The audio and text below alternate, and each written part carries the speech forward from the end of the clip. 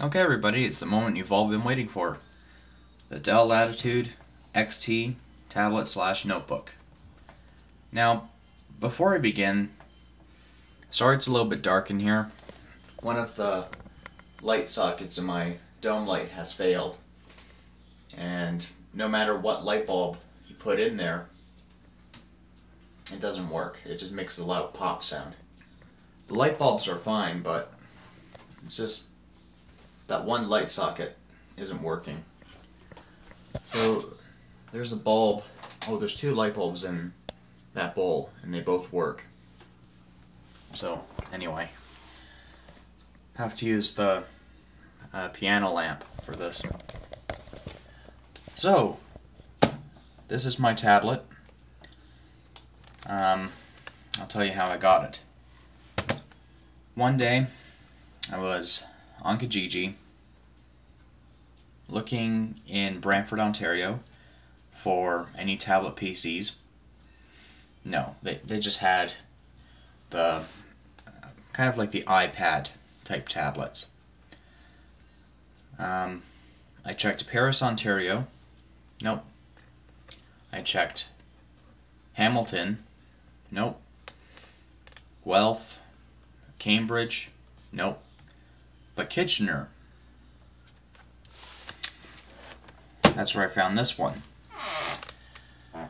It was being sold by a young teenager, and I'm gonna tell you, this teenager was one jackass. I swear to God. What a pain in the ass. He was very rude, very impatient, and I'd say he would have an aggressive attitude. Now, I was up until 3 in the morning negotiating with this person. A customer online offered him $140 for it, and that was the asking price.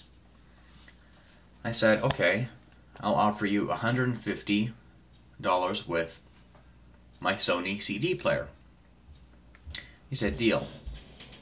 So we settled the deal, and he told the guy, sorry, someone had a better offer than you.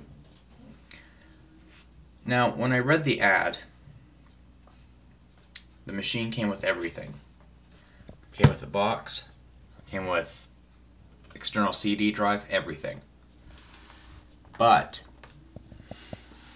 he wasn't sure how much this thing was worth, so he said $140 or a trade. Well, I tried offering my CD player with PlayStation 2 and GameCube. No, he didn't want that.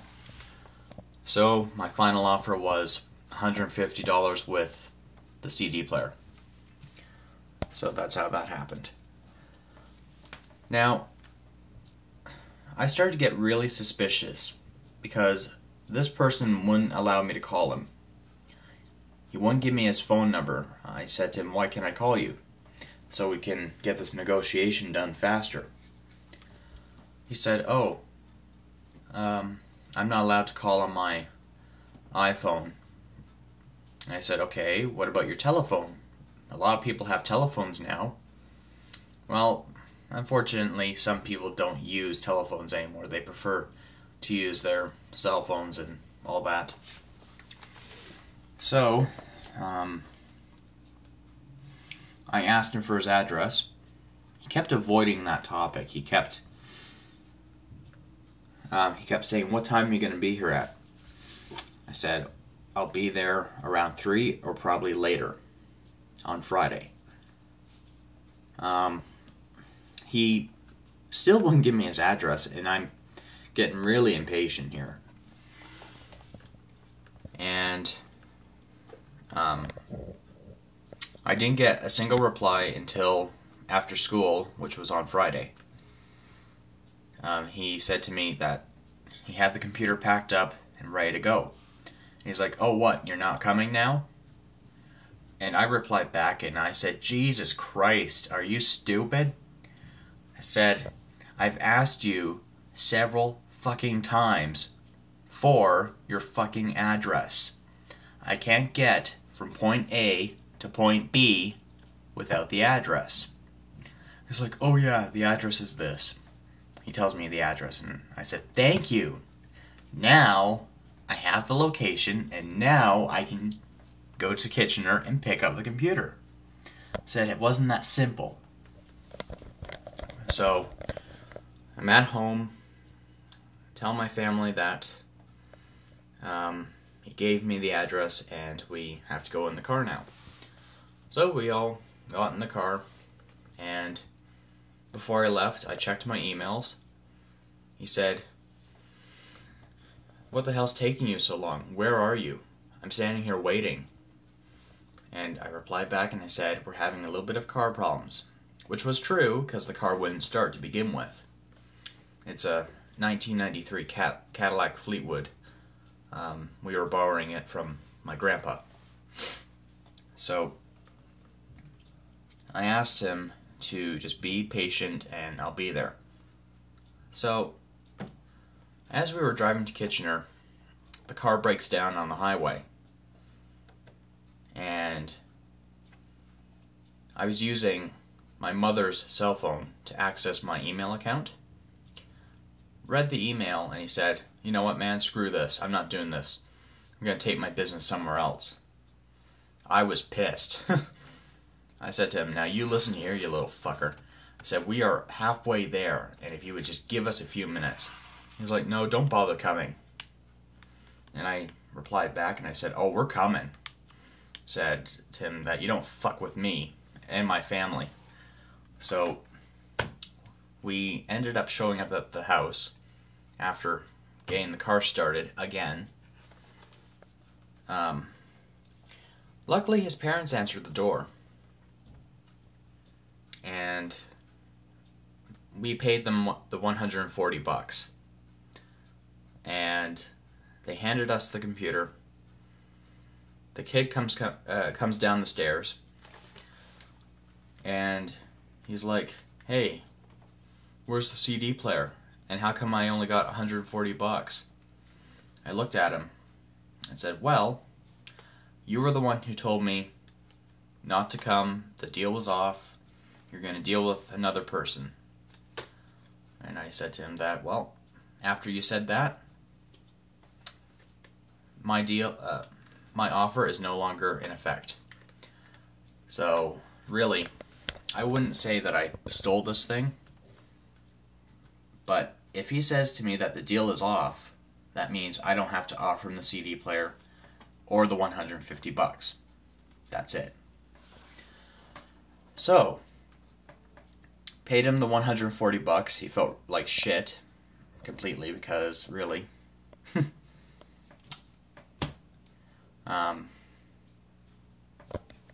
it was his fault that he stopped the deal with his fat mouth.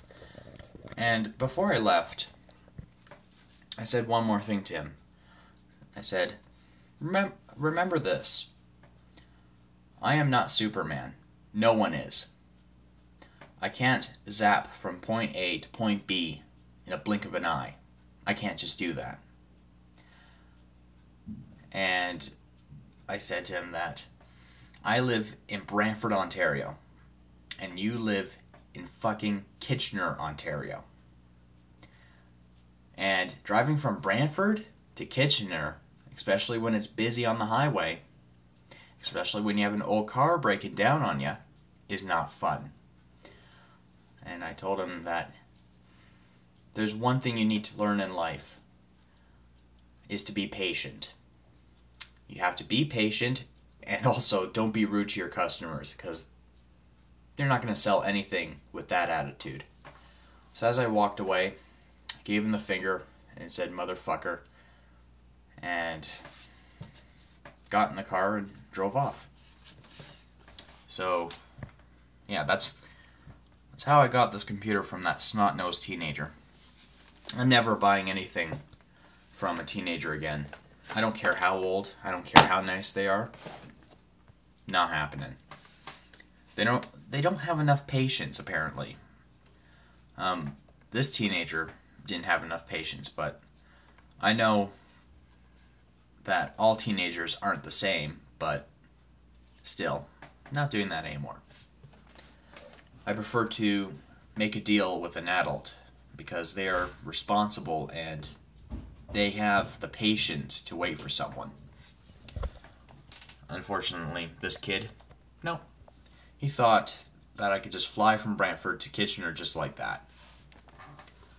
So, enough babbling about that. Here's the computer. It is a Dell Latitude XT. Kind of looks like a netbook almost, when you think about it. It has no optical drive on either side. It's thin, like a netbook. Well, sort of. It kind of has a little bit of a bulk to it.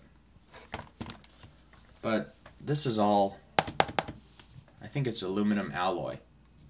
But that is metal of some sort. The bottom, the top, the sides, heck, even the armrests, metal. I don't know if the plastic or the bezel is made of metal or not. It could be. I don't know. This Dell Latitude D610 notebook, that's metal. This isn't mine. I'm just going to be using this as an example very shortly. So yeah, let's fire it up. Fire it up. Jeez. Where did I learn my English? Now, in this video, I think I'm going to have to make a part 2 or 3. But in this video, I'm going to be talking about what I like and don't like about this machine. There's a lot more liking than there is about disliking. So, really, that's pretty fair. What we have here... Oh yeah, I forgot one thing. Also, in the Kijiji ad, the teenager said that he couldn't figure out how to get the buttons to work and the fingerprint scanner. Well, he's not computer whiz, and I ended up getting it to work. So, swipe the thumb here. Now, there's only one problem. It takes a long time for the thumb scanner to start up. There it goes.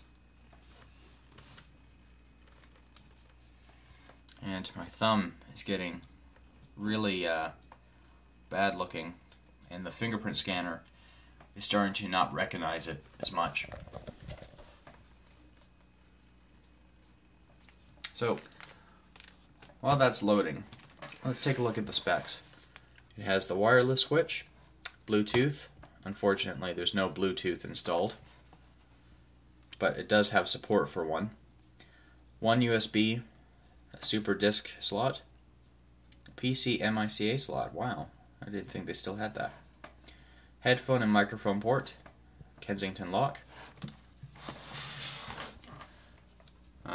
Power jack, VGA, Ethernet, USB, and there's that special connection for an external CD drive, which it does have. It's in the box.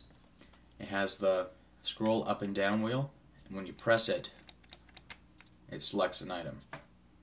This is the option button. You hold it down for, I think, 5 seconds, and the Windows power option shows up. On this side, we have the pen slot. I don't know what that hole is, though. That hole right there. I don't know what it's for. There's FireWire, USB, cooling vent, and one speaker. And on the bottom is for a docking station and an extra attachment, which adds a little bit more bulk to the machine. I'm going to make a part 2, so we'll be right back.